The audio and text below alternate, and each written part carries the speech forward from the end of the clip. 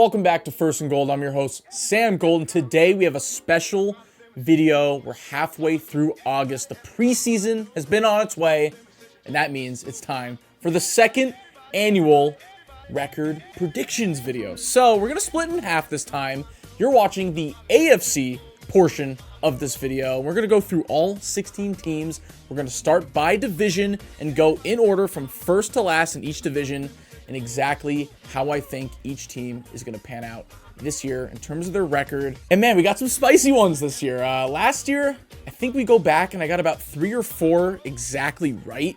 And I would say another handful, about a game or 2 off. And then I had some bad ones for sure. You know, flashback to the Raiders 10-7 take and the Vikings at 6-11. Just some bad ones. But we're going to try another knock at it right here. So here we go. Buckle up. And before we start the video, don't forget to like and subscribe and comment down below what your favorite NFL team is going to go this season. So here we go. Let's start with the AFC East.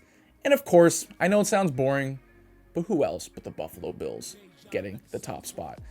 I have them at 13-4 this year. Now, it's one of the higher amounts, probably. Yeah, I'm looking at it now. It's probably up there. I won't spoil anything, but it's definitely one of the highest records. And I think the Bills are in a situation where it's one of the only times where really nothing has significantly changed about their roster in the offseason.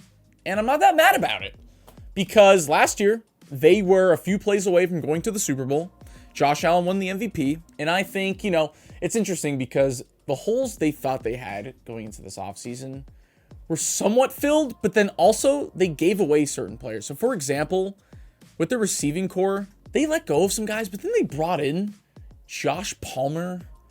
It just seems weird with the Bills to me, because I want them to be a little more aggressive, but at the same time, they have a lot of contracts to pay for. And I just think right now it's going to be a lot of the same, which, of course, like I said, isn't bad. I obviously have them winning 13 games.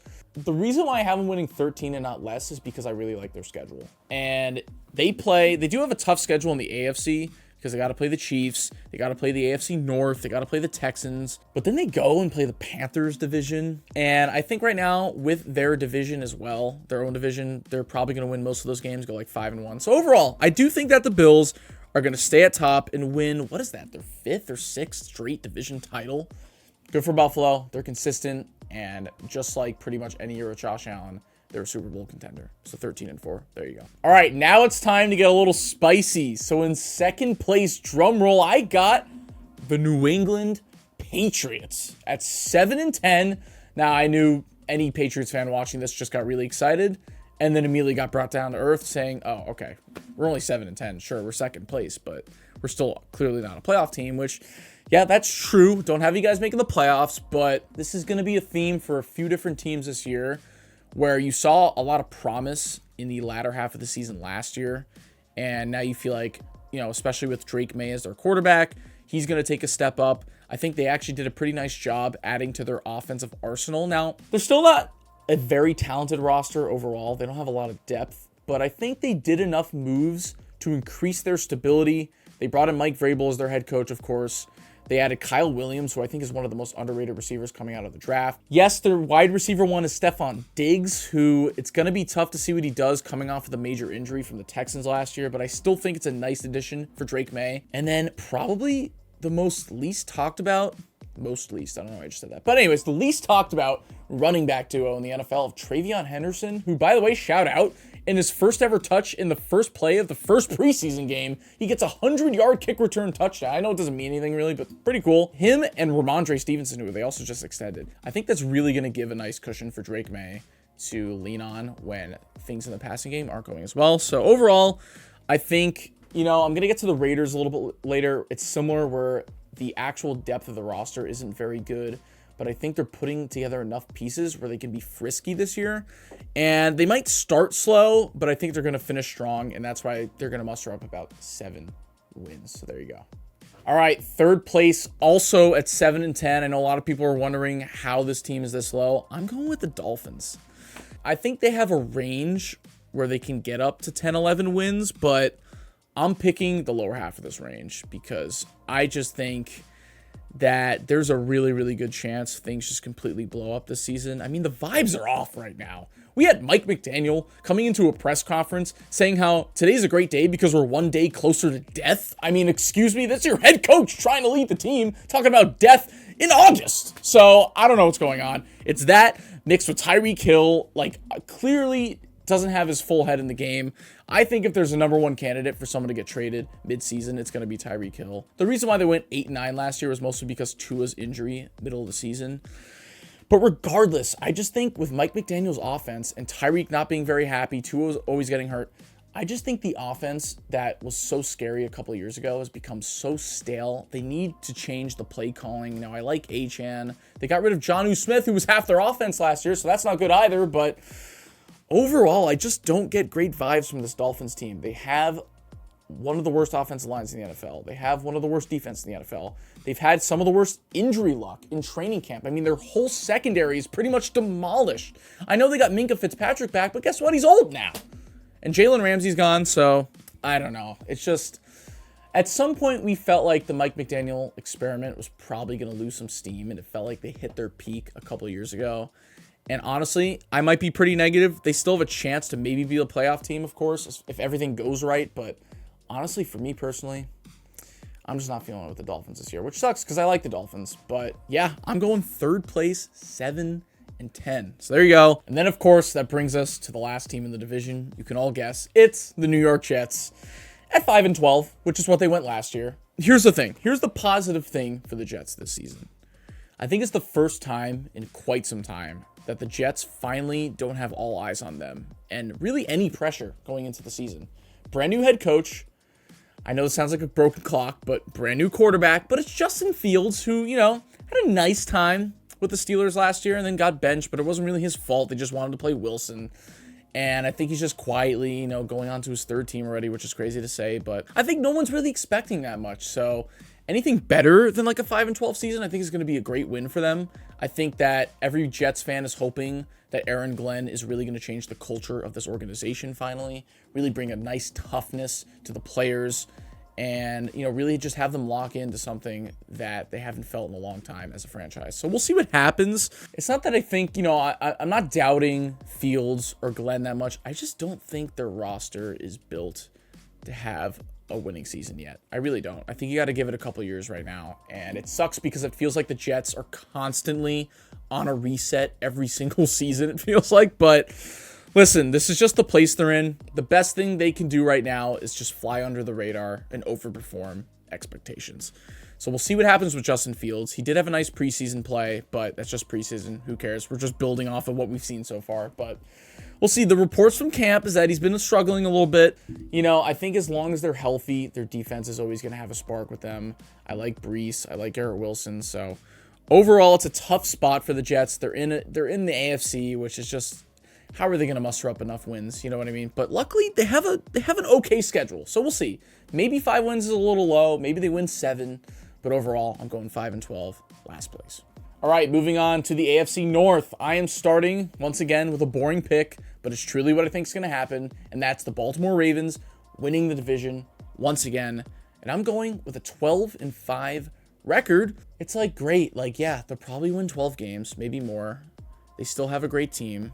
I think their defense has actually improved a little bit. We'll see. I mean, Lamar Jackson has put together back-to-back MVP caliber seasons. They still have Derrick Henry, hopefully in his prime. I say this so nonchalantly and almost carelessly because it's what's a point of doing a record prediction for the Ravens when nothing happens in the playoffs? I want to feel more enthusiastic about them, and I'm sure Ravens fans are hyped as always for the season, but it's great. Yep, win the division. Lamar's going to have another great season, but it's just one of those teams where I'm so tired of talking about them that I just need to see something in the playoffs for once because it's great. It's great. 12-5 is great. You'll beat out the Bengals, Steelers, whatever. But at the end of the day, you could point to all these things, and Lamar can literally have one of the best seasons from any quarterback in losing the divisional round. So we'll see what happens with the Ravens. I am still confident that they will keep improving.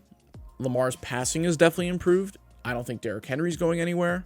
I, of course, love their draft picks because they just happen to stumble into some of the best steals of the draft every single year. So we'll see what happens. But there you go, 12-5 for the Ravens.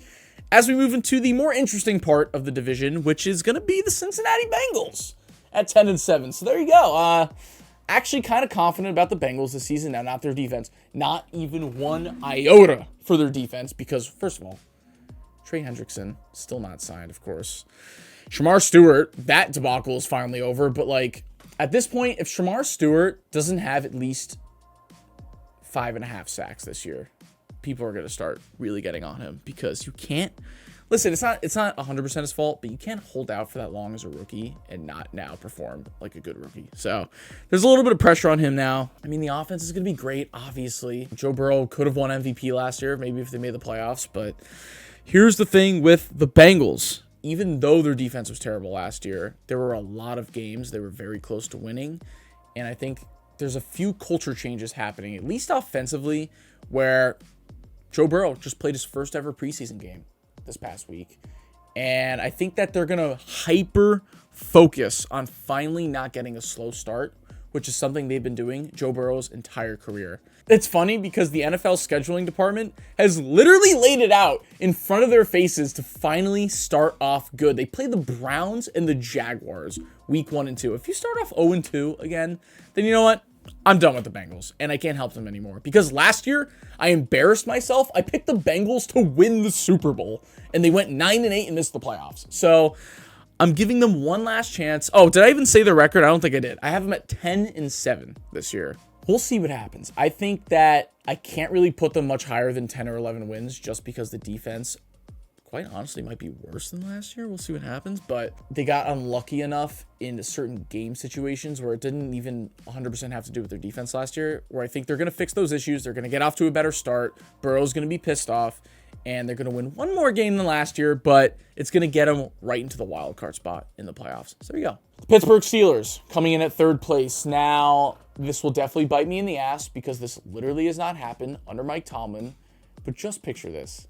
How funny would it be for Aaron Rodgers to ruin the Pittsburgh Steelers streak of having no losing record? I mean, I feel like if there's one guy to do it in terms of vibes, it's going to be Aaron Rodgers to come in, piss off Mike Tomlin at some point in the season, lose late, and go 8-9. I know I probably should at least pick them at 9-8. Actually, I think a lot of people are picking the Steelers to be better than last year. That totally could be true. This one I'm almost entirely picking off of vibes. I just can't picture the trio of Tomlin and Rodgers and DK Metcalf not having some type of fallout somewhere in the season and being a distraction. I don't know. Maybe that's just a stupid take, but... And they got to play the NFC North, which I don't like either. That's going to be a tough division to play against. So I think even vibes aside, it's going to be tough to squeak out some of these wins against some of these opponents this year. So we'll see with the Steelers. I'm sure they'll probably win 9-10 games, but I'm picking 8-9 for the sole reason because it would just be so funny for the streak to end that way. And it's all because of Aaron Rodgers, who just at least coming out of the Jets wants to end his career on a high note. And it would just be funny if it didn't happen. So we'll see what happens. All right, 8-9 for the Steelers. That's a bit bold prediction as we move on to something that's not as bold, which is the Cleveland Browns going 4-13. They're probably going to be one of the worst teams in the NFL this year. I don't necessarily hate their roster in general, other than their quarterback room, of course. But we'll see. I mean, you never know. Things could always surprise you, whether it's Joe Flacco going on another nice run, maybe at the beginning of the season. Shedeur Sanders coming in and shocking people. He had a nice preseason game with the 2 touchdowns. But I think the Browns and the Saints are the 2 lowest teams in terms of projected win total, and it makes sense. I just don't see the Browns securing a lot of wins on their schedule in general. I think they're at 3 or 4.5 in their win total. I have to look it up, but the vibes aren't great still. Quinshon Judkins, the running back that they drafted, is dealing with some legal issues right now and hasn't even signed his contract, so that's an issue too. We'll see. We'll see what happens with the Browns. I think kind of like with the Jets, it's just a constant cycle of torture, and this is another season where I feel like you kind of have to pack your bags early and just search for the small things to look for, such as, hey, maybe Shedeur Sanders comes in and it looks like a future franchise quarterback. That's really what you have to look for if you're a Browns fan. But yep, 4-13 as we move on to the AFC South. Buckle up, everybody. I have the Jacksonville Jaguars winning the division at 9-8. This could totally come back to bite me in the ass because do they have a defense? No, not really. Do they have a good offensive line? No, not really. I am going to give the Jaguars one last chance at a renaissance because I don't think Trevor Lawrence has hit his peak. Now, will he ever actually hit his peak because maybe the team just holds him back to where he never reaches his full potential? That could totally be an option. But I think this could be the final chance for Trevor Lawrence to actually bounce back and have a nice season in a vulnerable division as well, which is very important because I only have them at 9-8, but they might only need to get to 9-8 to win this division. And that's what I think right here. So absolutely love Liam Cohen. I thought obviously until he got signed as the head coach for the Jags, I thought he wasn't being talked about enough for the Bucs last year in the way he was completely, I don't want to say revamping, but just the way he turned the Bucs offense into a juggernaut was just something that not a lot of people talk about. So I like him as head coach. Obviously Duval, that's just what a great meme to start the offseason months ago. But look, they got Brian Thomas, who I think is going to have a monster season. They got Travis Hunter as well. We'll see how he does, but I'm confident that could really turn into one of the best duos in the NFL. But overall, I think it's just a time where they can finally take advantage. They don't have a lot of pressure on them this season. They could take a step back with a new coordinator, new coach, and just let loose finally. I just hope the protection holds up for Trevor Lawrence because that's going to be important. Just like we shift into the next team where I don't think the protection is going to hold up at all, and that's for the Texans. Going 9-8 as well, but I think the Jags are going to have the tiebreaker, whether it's in the division or their conference record, and they're just going to beat out the Texans. So we'll see. I do have the Texans in at the 7th seed, so they're going to get lucky and back their way into the playoffs because I have them being an AFC West team that I'll mention in a little bit. But overall with the Texans, it sucks because I love CJ Stroud. I do think CJ Stroud is going to eventually become an elite quarterback, but it's totally not his fault right now, and it's the offensive line. Bring up the depth chart. They might be the worst offensive line in the NFL, and I don't understand. They've done everything else nicely. They built up the wide receiver room after realizing, yeah, Tank Dell, he might be out for way longer than expected. Yeah, we just got rid of Stephon Diggs. So adding in 2 rookie receivers plus Christian Kirk and now a healthy Nico Collins, that's great. You just added Nick Chubb as well to your running back room to pair along with Joe Mixon. That's great. Tight ends, they're fine, but whatever. Defense, improving. Head coach, love it. But how is CJ Stroud going to take advantage of any of these things if your offensive line is this bad? And I'm just still so baffled that they decided to get rid of Laramie Tunsil and really not replace him with anybody close to his caliber. It pisses me off because I'm rooting for the Texans, and I still have them at 9-8, and I still have them making the playoffs. But if you want to actually take the next step up into that Chiefs, Bills, Ravens tier for the AFC, this is not going to be the year to do it. Unless CJ Stroud pulls out some absolute heroic shit this year, kind of like how Joe Burrow did last year. And maybe he can pair that along with the defense playing well. And I'm completely wrong, and they go out and just easily win the division. I just don't see how they're going to take that step right now because offensive line, I'm a Chiefs fan. You should know right now how important offensive line is for a quarterback. It scares me for sure. So yeah, that's why I'm picking them in 2nd place at 9-8. As we move to 3rd place, the Indianapolis Colts at 6-11. Now, if they had any semblance of stability at quarterback, they could be a playoff team because I actually like their roster a lot. They have probably one of the most underrated receiving corps in the NFL. Obviously, Jonathan Taylor's a great running back. They have a decent defense. Decent. Not amazing, but decent. And they have a nice offensive line, too. And it's not even fully his fault, but I think Shane Steichen is really on the hot seat this year. And the fact that I'm picking them at 6-11, it looks like he probably will end up being fired, is my prediction. I actually do think Daniel Jones is going to be the starter, regardless of Anthony Richardson's healthy or not. There's like a 5% chance that Daniel Jones goes out and just has a Sam Darnold Vikings year.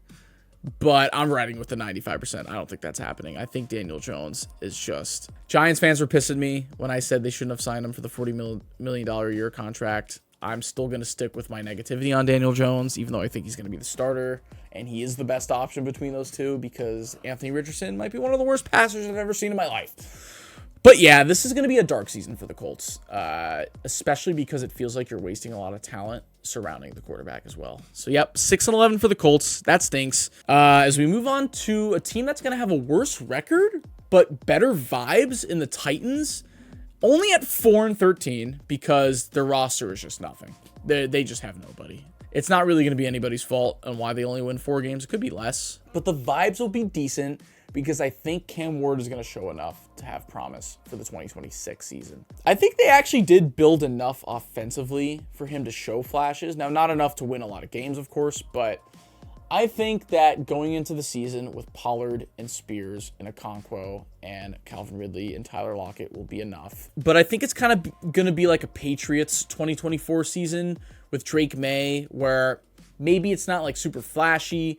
but you're going to see over time that with enough stability, Cam Ward is going to show, okay, you know what? This guy is actually, he meant to go number 1 overall is what I'm saying. So I'm not a big Cam Ward truther, but I'm also not super negative on him either. So I think 4-13 is the product of the Titans just honestly having one of the worst depth charts in the NFL. All right, moving on to our final division. Now, I mentioned before I'm a Chiefs fan, but I don't think it's that crazy to say that the Kansas City Chiefs are going to go out and win another division title. Now, it's crazy to think that this will be their 10th straight. Fan or not, I mean, that's just such a crazy accomplishment on their own. So, listen, obviously, if everybody's healthy, I think they still have the best chance in that division to win the division. So, yeah, I'm picking the Chiefs at the top, 13-4, just like the Bills. Now, I'm going to have the Chiefs at the 1 seed because I think they're finally going to end up beating the Bills in the regular season. It's been too long. It's been since 2020. I know it's tradition to beat them in the regular season or lose to them in the regular season and then beat them in the playoffs. But, you know, why can't they do both this year? Why not? I'm going to be talking about the Chiefs a lot this season. Obviously, big fan. So now a couple things have to happen for me to be this positive. But I think if the wide receiver core can stay relatively healthy, especially when Rice comes back from suspension, we don't know it yet at the time of this filming. Looks like it's going to be 4 to 6 games. But if the receiving core can finally stay healthy and Josh Simmons, the left tackle that we drafted, can just be above average. And you know what? That might be his lower spectrum right now because coming out of training camp, this guy, everybody's talking about him like he's the next coming of Trent Williams. Now, do I think that's going to happen, especially in his rookie season? No. But if we even have a semblance of decent stability on the left side of the line with Josh Simmons, I mean, how is Mahomes not going to have one of his best seasons in recent memory? I just don't see it not happening with those two combinations on offense with the health and the line. First of all, Mahomes is pissed off. He shaved his head for the first time in his career, and you usually don't shave your head unless you have something to prove. Just saying. I think that Mahomes plays his best when they're doubted. And there were a lot of reasons the last 2 years why the offense hasn't looked the same. Now, obviously, in 2023, it was major issues with the receiving core.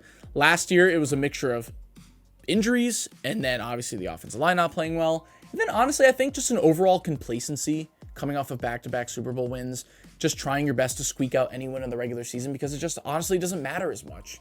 And you're just putting together a nice vanilla playbook, doing just enough to get out and go get the wins. This year, they're pissed. And I think they're going to go out and not play around with some of these teams. Now, I don't think they're going to pull out all the stops in the regular season because that's just never what they do. I think you're going to see scenarios where the Chiefs are going to put away teams this year. And I think with that offensive line and a healthy receiving core, honestly, maybe the best core in terms of depth in Mahomes' entire career. Mix that with a Kelsey that's lost 15 pounds, who's probably extra motivated because it could be his last season as well. I mean, there's a lot of factors that people aren't taking into account when they say, yeah, the Chiefs, they're not going to win the division this year. The dynasty's over.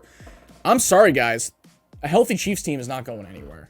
And this might be one of the best renditions of a Chiefs team you've seen in a long time, since 2022 probably. I know everybody likes to talk about Patrick Mahomes in the offseason, but just go look at the defense. Like, how much has really, really changed? I know we lost Justin Reed, but I'm excited about Jaden Hicks, second-year safety. And McDuffie's going to go back into the slot, which is huge. We just paid Nick Bolton. We have Chris Jones. We just drafted another defensive tackle to go next to him in Norman Lott. We have a lot of pieces to keep this defense as a top 10 defense. So you mix that with an offense that I'm hoping is going to be much better than the last 2 seasons. Guys, I just don't think the Chiefs are going anywhere. So for all of you guys who are picking the Broncos or the Chargers, I've even seen some people pick the Raiders, which is insane. But no, it's not happening. The Chiefs are going to go 13-4. And I think that Mahomes has a really good chance of winning MVP because he's pissed off. And it's going to be different this year. Moving on to the Broncos at 10-7. second place. They're going to make the playoffs. And I think they're actually going to have a pretty similar season to last year. Their defense is still top 3 in the NFL. I'm not sure how big of a believer I am. Now, I think he's going to end up being a pretty decent quarterback in the NFL. I just don't know if he has that next gear to really make it up to like top 10, top 12 status. We'll see. I like their running game being improved a lot. And I just think as long as Bo Nix limits turnovers, which he did pretty good job of last year, they're going to be in a lot of games this year, and they're going to end up winning double digits again and making the wild card round. So I actually think that the Chiefs are going to split with the Broncos because they always give them a hard time, especially with Sean Payton at head coach now. So Broncos fans, as a Chiefs fan, I have a lot of respect for you guys. It sucks to say, but you guys are going to be a very solid team this year. And that moves me on to third place, the team that's just narrowly going to miss the playoffs for my enjoyment because it's such a Charger thing to do. And I'm picking the Chargers at 9-8. And yeah, you're going to have a winning record just so you have a little bit more hope going into the next season. So everybody calls you the offseason champions for the millionth year in a row. And Justin Herbert's finally going to win a playoff game. No, none of that's happening this year. I'm sorry. The Chargers can't make the playoffs 2 years in a row. They're like the Vikings. Well, kind of spoiler alert for the NFC video. Maybe I don't have the Vikings making the playoffs. But anyways, the Chargers are going to Charger. They're going to have games where they look really good. They're going to have games where the run game is dominating because Jim Harbaugh's so good at it. They're going to find a way to blow at the end of the season. And the reason I have the Texans making it into the 7th seed over the Chargers is because they play each other this year, and that's going to be the tiebreaker. And the Chargers are going to lose to the Texans, and everything's going to fall apart, and people are going to start questioning Justin Herbert again until it becomes April, and then they're Super Bowl champions for 2026. Have you heard the story before? Because I have. 9-8. Moving on to the Raiders at 6-11. They're very similar to the Patriots, where they're going to be frisky. I think for the first time in a long time, the Raiders actually have stability at head coach, quarterback. You can say what you want about Pete Carroll and Geno Smith, but that's much better than Aiden O'Connell at quarterback. And honestly, it's funny because I'm literally blanking who they had at head coach last year. That's how bad it was. It sucks because their defense is still horrible, but I think overall, they're gonna end a team season is basically what I'm saying. They're gonna be that team late in the year that nobody's gonna want to play, and I think that Genty and Bowers as a duo on offense is going to go so under talked about that honestly, as a Chiefs fan, I'm kind of scared to play the Raiders because one, they know our number. Second of all, they almost beat us if it wasn't for a botched snap last year in Arrowhead. So I don't know what's going to happen this year when they actually have some stability. Some people are actually picking the Raiders to make the playoffs. I'm not making that mistake like last year, but 6-11, a lot of hope going into 2026. And I think that Geno Smith is going to do just enough to show that he's going to be the quarterback in 2026 as well. So we'll see what happens. Maybe they have a better record, but that's it. So to recap, I have the playoffs for the AFC seeds 1 through 7 like this. The Chiefs, the Bills, the Ravens, the Jags, and then the 5, 6, and 7 are going to be the Broncos, the Bengals, and the Texans. But yep, I have the Chiefs probably going to the Super Bowl. We'll see. I'll save my full predictions for the NFC video. But yeah, that's it, guys. Comment down below how badly you think I've done, or do you think I actually did a good thing? And you could be nice for once in the comments. But overall, comment down below how you think I did. And once again, what you think your favorite team is going to end up next year. Don't forget to like and subscribe and follow us at First and Gold on TikTok and Instagram. We'll see you back next week for the NFC portion of the video. So stay tuned. Goodbye, everybody.